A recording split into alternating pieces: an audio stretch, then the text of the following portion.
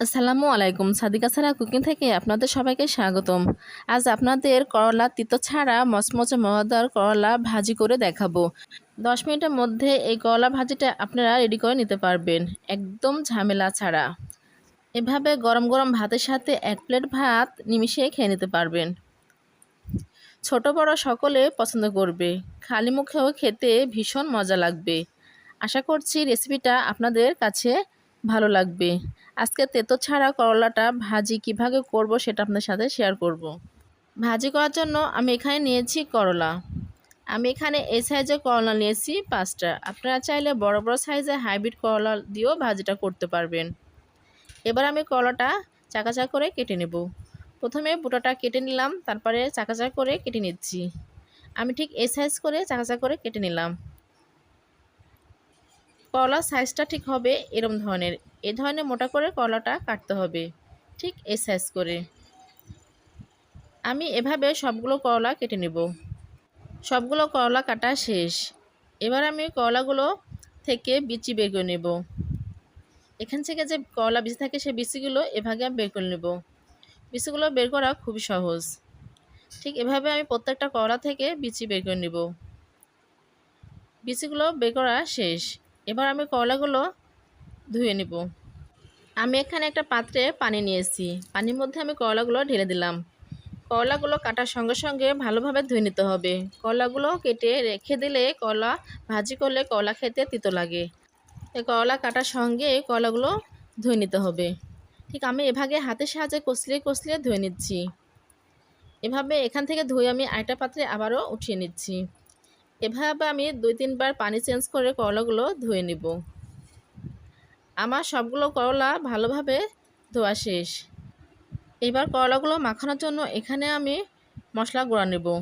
এখানে নিচ্ছি হলুদ গুঁড়া 1 চামচ, লবণ 1 চামচ, লাল মরিচের গুঁড়া 1 চামচ। 3টা উপকরণ দিয়ে আমি করলাটা ভাজি করে নেব। এর বেশি এখানে মশলা ব্যবহার করব না। এবার আমি 3টা উপকরণ একসাথে মিশিয়ে নিলাম।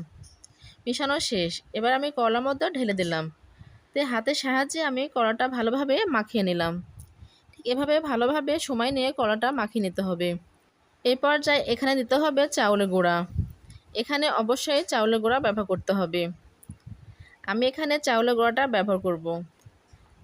আমি এখানে যে পরিমাণে চাউলের গুঁড়া লাগবে ঠিক সেই পরিমাণে চাউলের গুঁড়া দিয়ে মাখিয়ে নেব। এখানে চাউলের গুঁড়া মাপ করে দেওয়ার কোনো প্রয়োজন নেই, যতটুকু পরিমাণ লাগবে ঠিক ততটুকু পরিমাণে চাউলের গুঁড়া ব্যবহার করতে হবে। ঠিক এভাবে আমি চাউলের গুঁড়া দিয়ে অল্প অল্প করে মাখিয়ে নিচ্ছি। চাউলের গুঁড়াটা 2 বার ব্যবহার করলাম। 2 বার ব্যবহার করে আমি ভালোভাবে করলার সঙ্গে মাখিয়ে নিলাম। মাখানো শেষ। এবার চুলাতে আগে থেকেই প্যানের মধ্যে তেল দিয়ে আমি গরমের জন্য বসিয়ে দিয়েছিলাম। আমার তেলটা গরম হয়ে গেছে। এবার আমি একটা একটা করে করলাগুলো তেলের মধ্যে ছেড়ে দেব। এখানে করলা ভাজতে বেশি পরিমাণ তেল লাগে না। এমন ভাগে তেলটা দিতে হবে যেন করলা অর্ধেকটা ডুবে থাকে আর অর্ধেকটা ভিজে থাকে।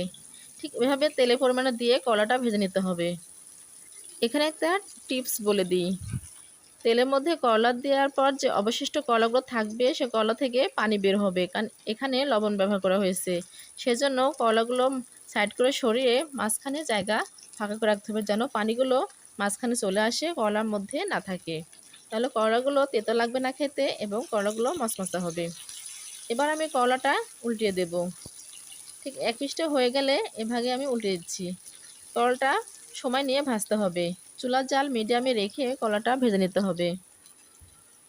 এক পিঠে ভাজা হয়ে গেছে। এবার আমি করলা উল্টিয়ে দিয়ে আবারও নাড়াচাড়া করে ভেজে নিচ্ছি। করলাগুলো ভাজা শেষ। ঠিক এভাবে আমি মচমচে করে করলাগুলো ভেজে নিলাম। এবার আমি করলাগুলো উঠিয়ে নেব। যারা করলা খেতে পছন্দ করেন তারা এভাবে ভাজি করে খেয়ে দেখবেন, তাদের কাছে মনে হবে অমৃত খাচ্ছি। তারা এই করলা আরও প্রেমে পড়ে যাবেন। আর যেসব বন্ধুরা করলা খেতে পছন্দ করেন না তারা আমার এই রেসিপিটা ফলো করে এভাবে ভাজি করে খেয়ে দেখবেন, তাদেরও খেতে ভালো লাগবে এবং আমার রেসিপির কথা মনে পড়বে। আমি মনে করি আমার আজকে করলা ভাজির রেসিপিটা আপনাদের সবার ভালো লাগবে। যদি ভালো লাগে তাহলে বন্ধুরা লাইক কমেন্ট শেয়ার এবং বেশি বেশি করে সাবস্ক্রাইব করবেন। সাবস্ক্রাইব করে আমার এই চ্যানেলের সঙ্গে থাকবেন, আমি যেন আবারও নতুন নতুন রেসিপি নিয়ে আপনাদের মাঝে হাজির হতে পারি। আমি ঠিক এভাবে করলাগুলো ভাজি করলাম। আমার করলাগুলো দেখতে কতটা সুন্দর হয়েছে, একদম মচমচা। যখন করলাগুলো ভাজি করা হবে তখন করলাগুলো তুলে এভাগে ছড়িয়ে রাখতে হবে। একটা পর একটা রাখলে করলাগুলো নরম হয়ে যাবে এবং মচমচা ভাব থাকবে না। এভাবে ছড়িয়ে রাখলে করলাগুলো মচমচা ভাব থাকবে। এই করলা ভাজিটা দেখতে যেমনই সুন্দর হয়েছে, খেতে তেমনই মজাদার হয়েছে। আসলে কতটা মজাদার হয়েছে সেজন্য আমি প্লেটে কিছু ভাত নিলাম। ভাতটা নিয়ে আমি করলা ভাজিটা দিয়ে মাখিয়ে খেয়ে দেখাবো। তার সঙ্গে নেব 1 চামচের মতো ঘি। এটা আমার বাসায় বানানো ঘি। আপনাদের বাসায় যদি ঘি থাকে তাহলে এভাবে করলা দিয়ে মাখিয়ে খেয়ে দেখবেন, খেতে খুবই মজা লাগবে। করলা ভাজির টেস্ট দ্বিগুণ বেড়ে যাবে। আমি এভাবে পরিবেশন করলাম। আপনাদের বাসায় যদি ঘি না থাকে তাতেও কোনো সমস্যা নেই। এভাবে করলা ভাজি দিয়েও 1 থালা ভাত নিমেষে খেয়ে নিতে পারবেন। আমি আবারও বলছি, আমার আজকের রেসিপিটা যদি ভালো লাগে তাহলে বন্ধুরা লাইক, কমেন্ট, শেয়ার এবং বেশি বেশি করে সাবস্ক্রাইব করবেন। সাবস্ক্রাইব করে আমার রেসিপি দেখে নেবেন।